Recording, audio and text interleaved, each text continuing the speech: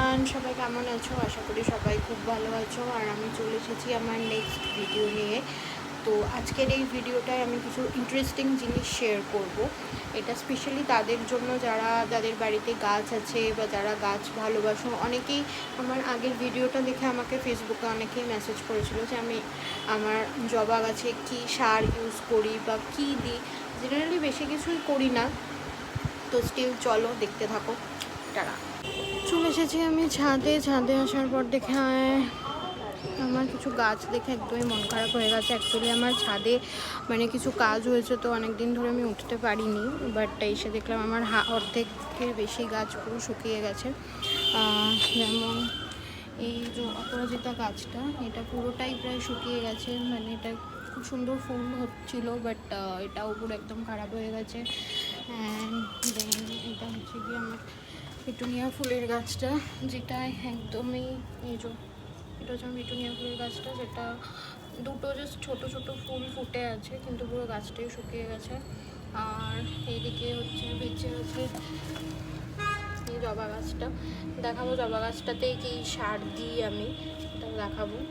ঠিক আছে, তো চলো স্টার্ট করা যাক।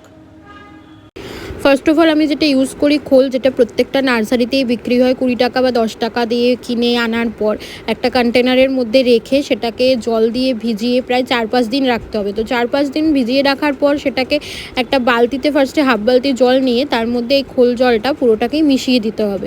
তো এটা ভালো করে মিক্সড আপ করে প্রত্যেকটা গাছের গোড়ায় দিলে সেটা খুবই হেল্পফুল হয়।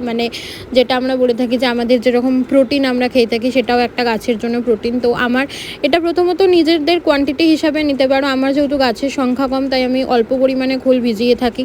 তো ওইটাকে দেওয়ার পর আমি অনেকটা নোটিস করেছি যে গাছের গ্রোথ ভালো হয়, তো গাছে ফুলও খুবই ভালো হয়।